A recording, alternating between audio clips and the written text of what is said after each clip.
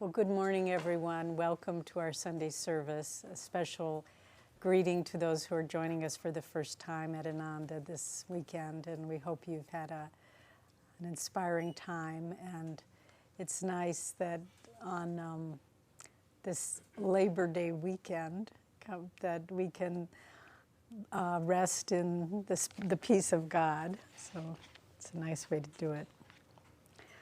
Our topic this week from Rays of the One Light, which are weekly commentaries on the Bible and the Gita by Swami Kriyananda, is ego, friend or foe. Truth is one and eternal.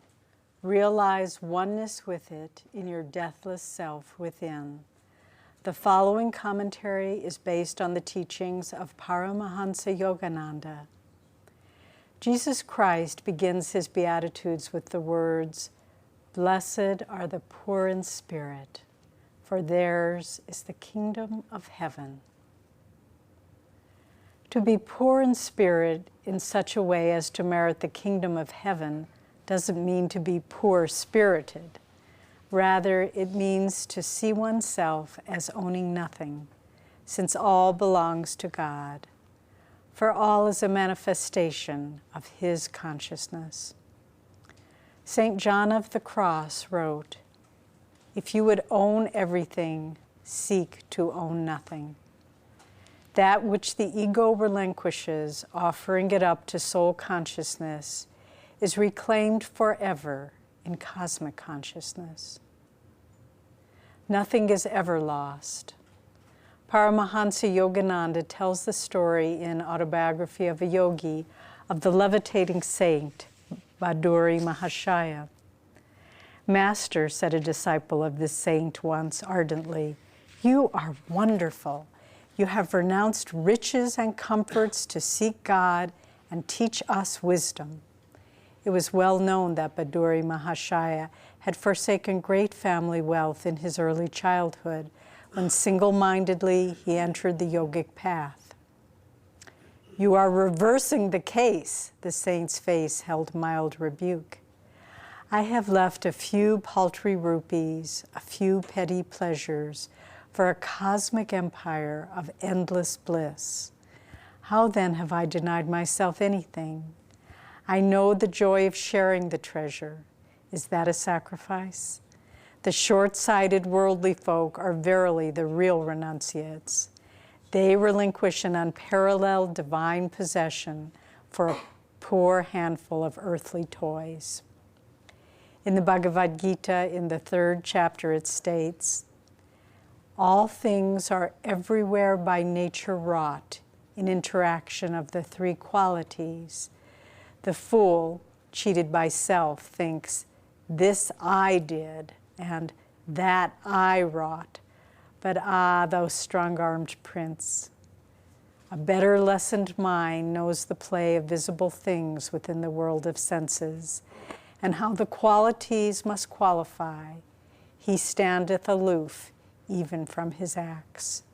Thus, through Holy Scripture, God has spoken to mankind.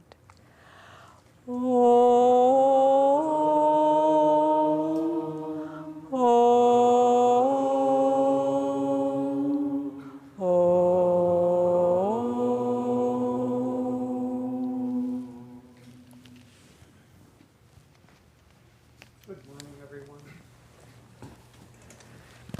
I'm going to start with this beautiful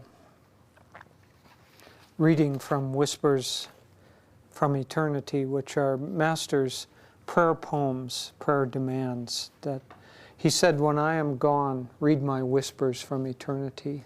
They contain the essence of his consciousness and really help guide us to the right attitudes in life. And this one is, "I want to feel thee just behind the voice of my prayer. O Father, thou art just behind my vision, with which I see thy beauty without. Thou art just behind my listening power, with which I hear thy voice in creation. Thou art just behind my touch, with which I feel thy world. In the sweetness of flowers, and in the zest of sustaining food lies hidden the essence of thy being, thine eternal sweetness. Thou art just behind the voice of my prayer. Thou art just behind the mind with which I pray. Thou art just behind my glistening feelings. Thou art just behind my thoughts. Thou art just behind my cravings for thee. Thou art just behind my meditations. Thou art just behind the veil of nature's splendors. Thou art just behind the screen of my love. Reveal thyself as thou art behind these mystic screens. Well, this morning we're going to talk about the subject of ego, friend or foe. Sounds like one of those classic military challenges. Who goes there, friend or foe? What do we answer? Ego? Would confuse them because unfortunately, or fortunately, the ego is both friend and foe. What we need to begin with is to understand what the ego is. It isn't something separate from ourselves. We're not schizophrenic in the sense that we have two selves, a soul and an ego, and the twain shall never meet. The soul the ego as Master defined it, is simply the soul in a state of limited thinking. The soul thinking that it is confined to the body and the personality. And so the ego isn't separate from the sense of self.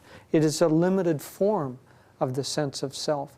We will never, ever lose the sense of self, the sense I am.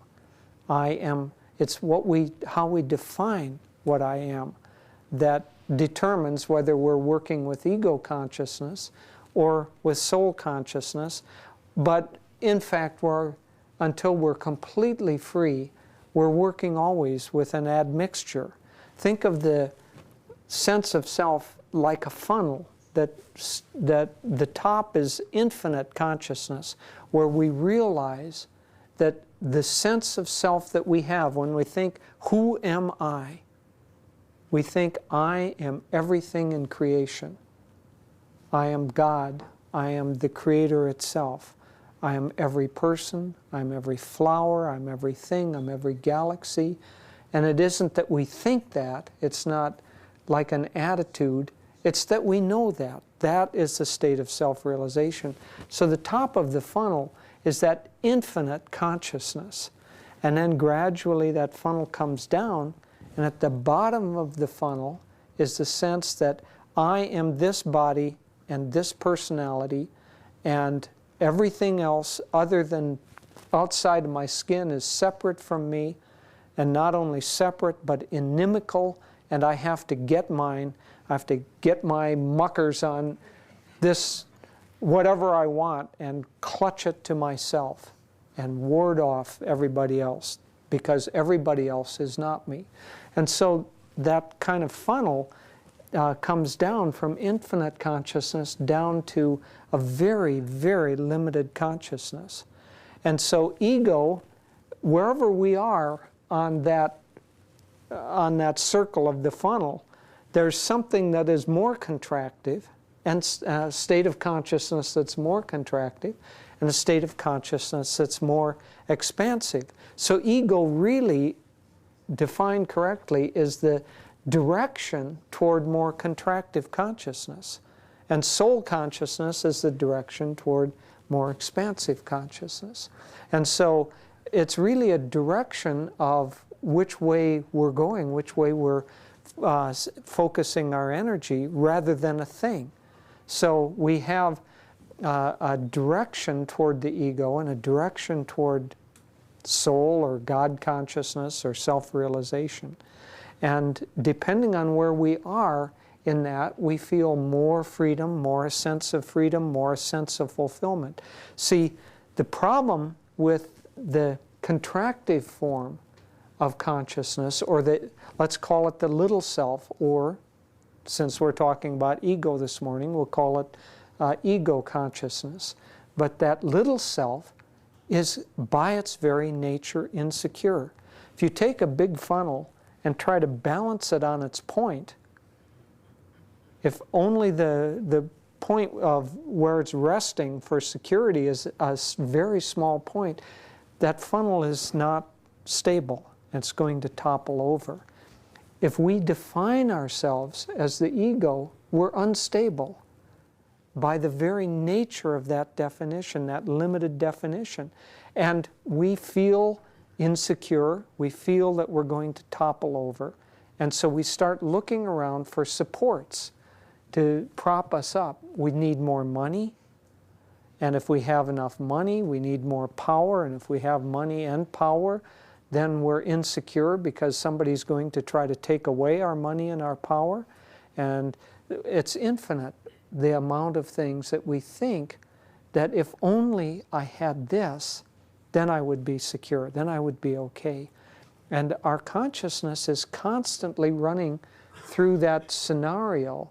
If you could really tonight, if you could remember the thoughts that you had that were just below where the conscious mind was, there would be hundreds, maybe thousands of little kind of flickering thoughts. If only this were, then it would be okay. Probably for some of you it's right now, if only it were a little cooler in here, then I'd be comfortable. And you're not even really aware that you're doing that. But the ego, because you've got yourself defined as the body and personality, wants a certain set of conditions. And so instead of expanding our consciousness, see at the upper end of this funnel, at infinite consciousness, we don't need anything. How could we need anything when we are everything? And so at the ultimate freedom that we will find will be freedom of consciousness, not getting the conditions just right. There's a whole kind of, one could call it a branch of Indian philosophy called Sankhya, which basically says you will never ever get all the conditions right. The very nature of the creation of the universe is to have conditions changing. And they cannot be frozen without stopping the nature of the universe. And so no matter how hard you try, you cannot get a sense of fulfillment, a sense of security, by getting the conditions right. They will always change. And so this sense that if only I had this, if only I had more money, if only I had a different husband or a different wife or whatever it is, that we have to relinquish that, because that direction of thinking is going to keep us in a state of insecurity and unhappiness. So we have to learn to relinquish that. But learning to relinquish that really is not an easy task, because until we kind of feel a sense of security, even though what we have may not be very secure, it is what we have, and we'll grasp onto it with a lot of tenacity. And so how do we get the process of growing beyond that? We know intuitively, we know that we're something more than what we are, but the process of finding that may be a little arduous. This week I was reading the book Kidnapped by Robert Louis Stevenson. And Devi thought I was just relaxing and loafing while I was reading that book, but I've pointed out to her that I was studying assiduously for Sunday service. The book is about a young Scottish lad of 17 years old who his father dies, and he is given at his father's death a letter of introduction to his uncle that he didn't even know that he had. And so he goes and finds his uncle, and his uncle turns out to be a greedy, nasty person who first tries to kill him and unsuccessfully because he's taken over the family inheritance. He has the castle. It turns out this boy who thought he was poor is actually a lord, and the uncle has taken over the family, the house and the lands and so on, and is greedy and doesn't want it taken away from him. So he first tries to kill young David Balfour, and unsuccessful, so he has him kidnapped, and he goes and there's a shipwreck. He's taken on a ship, and there's a shipwreck, and he meets up with this kind of wily Scottish rebel, and they travel through the highlands of Scotland, being chased all the time by the British redcoats. I'm looking at Uma, who's poor Uma is the only English. Oh, David Lawrence. Okay, David, you're culpable too. So the Scots and the Irish, of course, who were conquered by the English several centuries ago, have never let them forget it. So at any rate, he travels with his companion through the highlands of Scotland, being chased by the redcoats, and they have all sorts of adventures. And in the end, he comes back and gets back his inheritance. Well, it's a very, very, it's a fun story, but it's a story in a sense of the soul, because it's basically the same story as the Mahabharata, written thousands of years ago, where the soul is in hiding. Master told stories about the same kind of thing, where our true identity is hidden from us, but we have a sense that we're something more than what we are, that somehow we've got a kingdom out there, somehow we've got riches, somehow we've got comfort and security out there, but it takes a very, very arduous and difficult search to find it. Why? Because God enjoys the drama. Why read a book like Kidnapped? Because it's fun. Even though it is study, of course. But basically it's fun. And when Master said, when we wake up in self-realization, it's not like we blame God for having done this terrible show. We enjoy it. Oh, that's what you did. Isn't that great?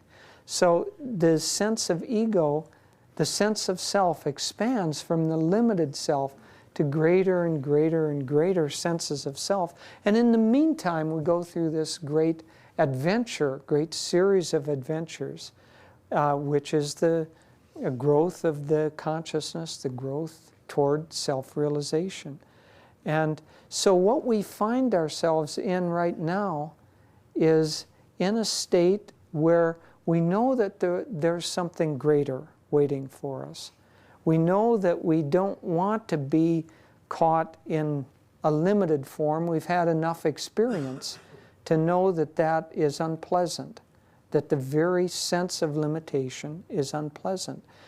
As the consciousness expands, with it comes an innate sense of happiness, first pleasure, then happiness, finally joy, because the nature of our true being, our soul, our connection with God, the nature of God is joy, Ananda, as he is defined. So this sense of joy and being and consciousness is what our true nature is. The closer we get to that true nature, the more that joy naturally expresses itself. We don't have to get to any state of learning, or we don't have to accumulate. We just have to take away that which is covering our true nature, which is the sense of limitation. Swami, last time we were in India, he said, I see everybody as kind of a bundle of self-definitions. And that's really what we are. We define ourselves this way, we define ourselves that way, when in fact we're everything. But as soon as we begin to define ourselves as I'm this and not that, I'm a man, not a woman, all those senses of self-definition begin to limit us more and more. Well, knowing that we want expansion, knowing it intuitively, and then one could say you come on the path consciously when not only intuitively, but with your mind and with your heart, you also want greater and greater expansion, and you're willing to do something about it. That's when you come on the spiritual path consciously. And when you're really willing to do something about it, you're sent a guide to help you. In the Kidnapped, he found this wily old Scottish rebel who led him through the highlands of Scotland. On the spiritual path, you find a teacher, or a series of teachers, and then finally you find a guru who knows the territory, knows the land, the kingdom of self-realization. He has been through the same process that we're going through. And so you're naturally drawn to, you attract a guru. Many years ago, we were, Swami has told a couple of stories. When you're ready, when the heart is really ready, you will be attracted to your personal guide to the infinite, your own guru.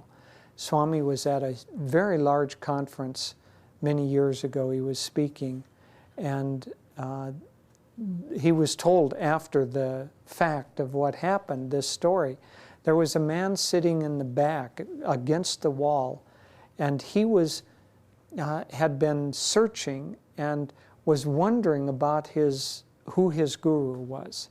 And he had an attraction towards Satya Sai Baba, but didn't really know whether it was just a fantasy of his or whether Sai Baba was in fact his guru. And Swami was giving a talk, and in the talk he said, when you're ready, no matter where you are, your guru will come to you. As he said those words, a picture fell off the wall, landed upright in this young man's lap. There's a picture of Satya Sai Baba. There was another time.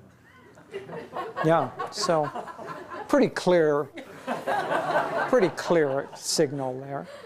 There was another time we were giving a play called The Jewel in the Lotus, which we performed again this summer, and we're going to perform in Sacramento and Palo Alto in September. But it's a story of a man's search for over many lifetimes and culminating in this lifetime, his search for Yogananda. And there's a point in the play where it's coming to its culmination. And there's a line that says, Master, they realize they're on a mountain and that Master and his disciples are farther up on this mountain. And Master is up there. There's that line. And we were giving this play locally at another yoga retreat in Grass Valley. And it was quite primitive. We had a little picture of Master hung in a tree, and just as those words were said, the picture again came out of the tree and landed at the base of the trunk of the tree. Master is up there, and boom, there he was. It was fun.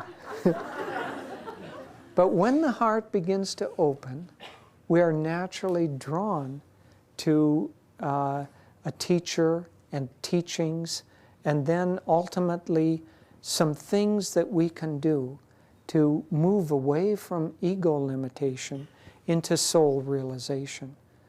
And among those things, really all the spiritual path can be summed up. It can seem complicated, it can seem kind of obscure or difficult to get a grasp on. All of the spiritual path is simply this. It's ego transcendence.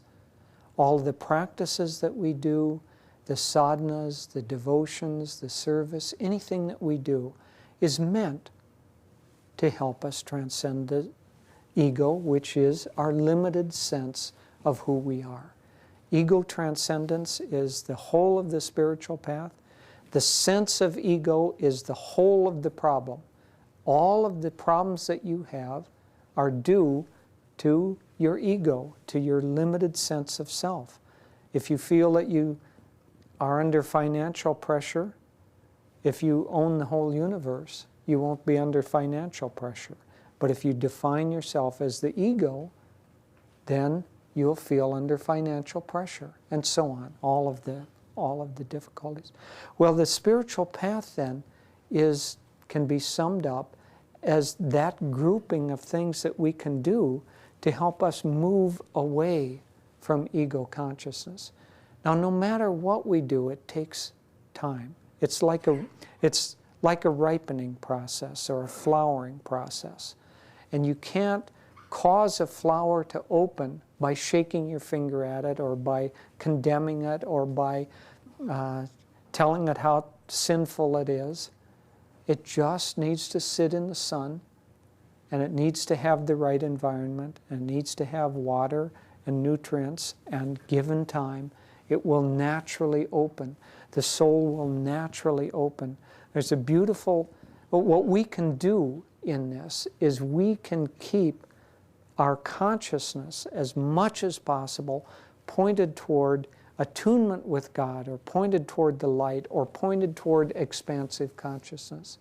There's a very beautiful symbol of this in nature, which is the sunflower. In Italian, the name for it, if it were literally translated, would be sun turner, because the sunflower turns during the day and it follows as the sun goes across the sky. The sunflower turns on its stalk and follows, so it always keeps its face pointed toward the sun. And that energy of the sun coming helps the seeds of the sunflower to ripen. And just like that, it's a very, very good symbol. We don't really have ultimate control over how fast or how slow we're going to make progress on the spiritual path. When I say we don't have ultimate control, our conscious mind doesn't have control over that. But if we keep, to the best of our ability, our consciousness turned toward Master, turn toward God, turn toward whatever chosen form of God you have, and keep focused on that, then the process will happen as fast as it can happen. And it might take a while, it might take a lifetime or a few lifetimes, but Master said to one of his disciples, when you have the desire to know God, that means you have very, very, very good karma. It takes very, very, very good karma even to want to know God. So when we get to that point, we're getting fairly close to the end of the journey. For us, however, it isn't enough just to, be on the unconscious train taking us there. We want to do what we can to speed up the process. Really, what we can do comes down to yearning for freedom, yearning for that sense of expanded consciousness, and doing whatever is within our task to diminish the pull toward the ego and expand or increase the pull toward the infinite. And there are many things that we can do. Swamiji, about a year ago, wrote a wonderful little book called Sadhu Beware. It gives lots and lots of ideas and techniques about how to move away from ego consciousness. He basically talks about three areas: humility, moving away from the pull of sexuality, and proper relationship to money. And humility is defined simply as quit thinking about yourself.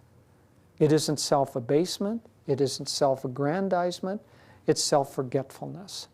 So those practices that help you to forget about yourself, they're all good and they're all spiritual. And what are they? They're service of others, they're giving to others, they're not taking things to yourself. The most miserable people I know are those who are constantly thinking about themselves. And they're always just in a mire, and they'll either be unhappy or they'll have this grand breakthrough that they just realized, and then a day later they'll be unhappy again. But it's their consciousness is always churning about me, about I need this, I want this, and it's just let's get rid of that.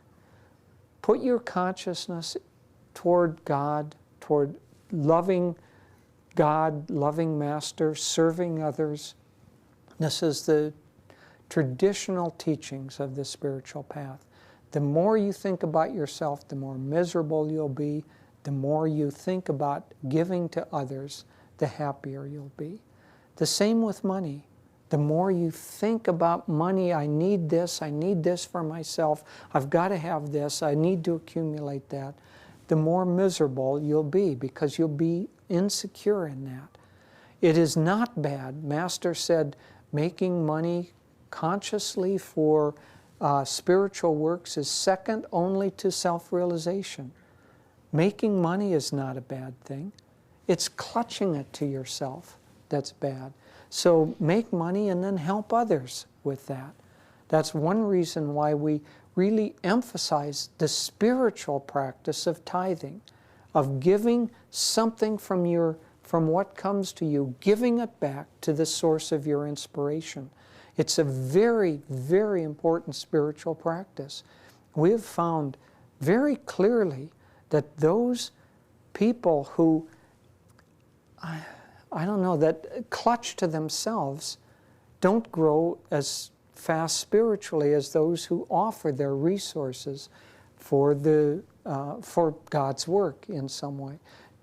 Go within your own heart and try to offer what you have in some way so that you gain freedom from the sense of limitation, freedom from the ego vortex that surrounds that. It'll be a very, very helpful, very important part of your spiritual practice if you can do that. We can speak over the years from personal experience here at Ananda, seeing hundreds of people who have tithed and how it helps and frees their consciousness above all. And then the most important thing of all is to give your heart to God. It isn't so much the mind, the rational mind always follows the heart. It isn't so much what we think that will determine where we are, how we feel, and how expansive we are. It's what we give our heart to. And that the heart also includes desires. So those things that you desire, all things have a higher and lower octave to it. Try to find the higher octave. If you desire possessions, then try to have simple possessions and not very many.